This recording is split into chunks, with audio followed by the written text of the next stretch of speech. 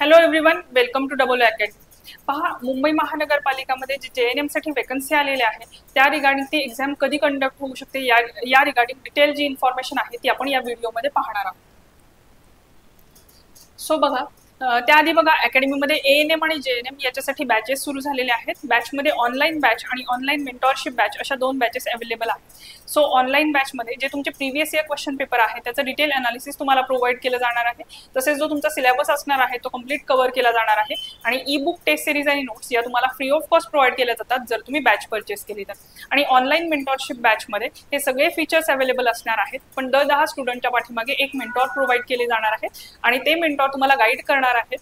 तुमचा जो काही सिलेबस आहे तो जो पण तुमचा वीक सिलेबस मधला वीक टॉपिक असेल तो इम्प्रूव्ह करण्यासाठी आणि तुमचं जे डेली टाइम टेबल आहे ते शेड्यूल करण्यासाठी देखील ते तुम्हाला गायडन्स प्रोव्हाइड करणार आहे। या रिगार्डिंग जर तुम्हाला बॅच जॉईन करायची असेल किंवा इन्फॉर्मेशन हवी असेल तर तुम्ही कॉन्टॅक्ट करू शकता 8329 588 625 या नंबरवर।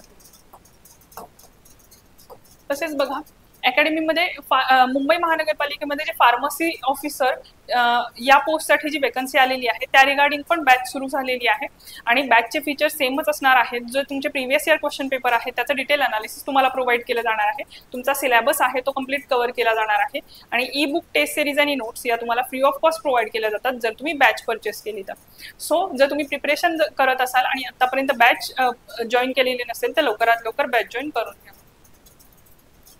आता बघा, तुम्हाला माहित असेल की तुमची जी मुंबई महानगरपालिका यामध्ये ज्या वॅकन्सीज डिफरंट आलेल्या आहेत त्या रिगार्डिंग ANM JNM ज्या वॅकन्सीज आहेत त्यासाठी आणि सगळ्याच वॅकन्सीसाठी जी तुमची फॉर्म फिलिंगची डेट आहे ती 11 मे इतकी असणार आहे।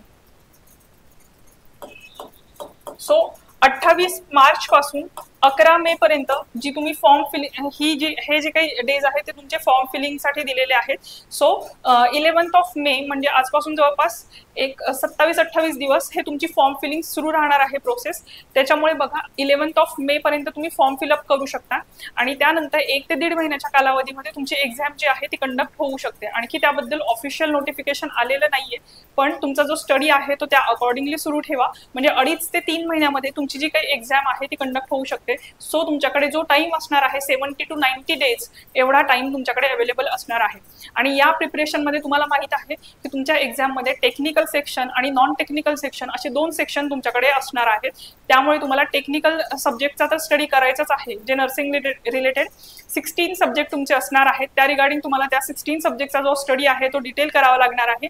आणि नॉन टेक्निकल जे तुमचे सब्जेक्ट असणार आहेत जसं की इंग्लिश असेल, मराठी असेल, बघा इंग्लिशमध्ये तुम्हाला इंग्लिश ग्रामर असणार आहे, स्पॉटिंग एरर टाइपचे क्वेश्चन्स असणार आहेत। तसेच ग्रामरवरती जे डिफरंट क्वेश्चन डिझाईन होतात ते सगळे क्वेश्चन्स तुम्हाला कव्हर करावे लागणार आहे। आणि प्रत्येक सेक्शन वाईज 10 क्वेश्चन विचारले जात आहेत 20 मार्क्ससाठी आणि असे 4 सेक्शन असणार आहेत। नॉन टेक्निकल सेक्शन मध्ये इंग्लिश आहे, मराठी आहे, त्याच्यानंतर मराठीमध्ये पण मराठी व्याकरण असणार आहे। त्यामध्ये तुमचे म्हणी असतील, वाक्यप्रचार, समानार्थी विरुद्धार्थी शब्द याच्यावरती क्वेश्चन विचारले जाऊ शकतात। सो यामध्ये पण हे जे 10 क्वेश्चन असणार आहेत 20 मार्क्सला असणार आहेत।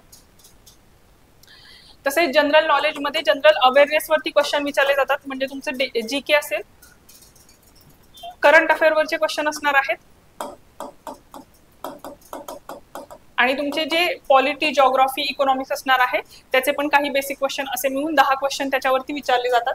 आणि देन लॉजिकल एबिलिटी मध्ये बेसिक जे असणार आहे क्वांट आणि रिझनिंग याच्यावरती 10 क्वेश्चन, असा 40 क्वेश्चन्स हे तुमचे नॉन टेक्निकल पोर्शन वरती विचारले जाणार आहे। आणि रिमेनिंग जे 16 सब्जेक्ट आहेत त्यामध्ये आपण पाहिलेलं आहे की टेक्निकल सब्जेक्टमध्ये कोणते इम्पॉर्टंट सब्जेक्ट आहेत आणि कोणते सब्जेक्ट जे मोस्ट इम्पॉर्टंट ज्याच्यावरती जास्त क्वेश्चन विचारले जातात आणि कोणते सब्जेक्ट तुम्हाला फोकस करायचे आहेत यावरती सेपरेट व्हिडिओ बनवलेला आहे, त्यामुळे तो पाहिला नसेल तर तो आधी तुम्ही पाहून घ्या।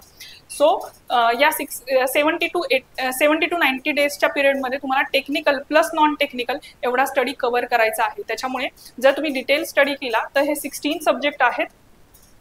आणि बघा, नर्सिंगमध्ये कोणते कोणते सब्जेक्ट इम्पॉर्टंट आहेत, तर जे तुमचे टेक्निकल सब्जेक्टमध्ये पण बघा काही सब्जेक्ट जसे अॅनाटॉमी असेल, नर्सिंग मॅनेजमेंट असेल याच्यावरती जास्ती क्वेश्चन डिझाईन होतात, तर त्या सब्जेक्टचा तुम्हाला डिटेल स्टडी करावा लागणार आहे। गायनेकोलॉजी असेल तर या सगळ्या सब्जेक्टचा तुम्हाला डिटेल स्टडी करावा लागणार आहे. आणि नॉन टेकच्या पोर्शनमध्ये जे तुमचे मराठी इंग्लिश सारखे सब्जेक्ट जर तुम्हाला इझी वाटत असतील तर क्वांट आणि रिझनिंगचं जे प्रॅक्टिस आहे ते डेली सुरू ठेवा. सो टेक्निकल सब्जेक्टचा स्टडी करत करत जेव्हा तुम्हाला कंटाळा येईल टेक्निकल सब्जेक्टचा अभ्यास करायचा त्यावेळेस तुम्ही नॉन टेकचे सब्जेक्टचा पण स्टडी करू शकता. आणि अशा पद्धतीने तुमची जर 40 to 50 डेज जे आहेत टोटल तुमच्याकडे असं कन्सिडर करा की 70 to 90 डेज आहेत. त्यातले जर 50 डेज तुम्ही प्रिपरेशन केलं आणि उरलेले जे 30 डेज असतील तुमच्याकडे ते जर तुम्ही टेस्ट सिरीज वगैरे सॉल्व्ह केली आणि प्रॉपर वेनी जसे तुमचे एक्झाममध्ये 2 hours पेपर असतो त्या अकॉर्डिंगली जर तुम्ही टेस्ट सिरीज सॉल्व्ह केल्या तर डेफिनेटली तुमची ही एक्झाम जी आहे ती तुम्ही एक्झाम पास करू शकता किंवा क्लिअर करू शकणार आहात. ठीक आहे. सो प्लॅनिंग करताना प्रॉपर प्लॅनिंग करा. 70 to 80 डेज जे असणार आहेत मोस्ट इम्पॉर्टंट असणार आहेत तुमच्या एक्झामच्या प्रिपरेशनसाठी. त्याच्यामुळे प्लॅन करताना प्रॉपर प्लॅन करा. पहिले 40 to 50 डेज जे आहेत ते तुम्हाला स्टडी करायचं आहे. जे तुमचे टेक्निकल सब्जेक्ट इम्पॉर्टंट आहेत ते त्यामध्ये कव्हर करा पहिल्या 40 डेजमध्ये. आणि देन 20-20 सो तुम्ही डिवाइड करताना 40, 20 आणि 20 असं डिव्हिजन करू शकता. बघा फर्स्ट 40 डेजमध्ये जे 16 सब्जेक्ट आहेत मॅक्झिमम सब्जेक्ट त्यामधले कव्हर करा. तुमचा डिटेल स्टडी त्यामध्ये कव्हर करा. ज्या तुमच्या सेक्शनल टेस्ट असतील त्या पण त्याच्यामध्ये सब्जेक्ट वाईज सेक्शनल टेस्ट त्यामध्ये तुम्ही सॉल्व्ह करा. त्याच्यानंतर 20 डेज जे आहेत ते त्यामध्ये तुम्ही ते फर्स्ट रिव्हिजन कंप्लीट करू शकता. आणि जे तुमच्या कंप्लीट मॉक टेस्ट जे असणार आहे जसं की एक्झाम लाईक 100 क्वेश्चन ची टेस्ट तुम्ही फुल टेस्ट सॉल्व्ह करू शकता. आणि दुसऱ्या रिव्हिजनमध्ये लास्ट जे 20 डेज असतील त्यामध्ये तुम्ही तुमचं सेकंड रिव्हिजन करू शकता. सो जर तुम्ही असं प्रॉपर वेनी स्टडी करून रिव्हिजन केलं तर डेफिनेटली तुमची एक्झाम जी आहे तुम्ही पास करू शकता.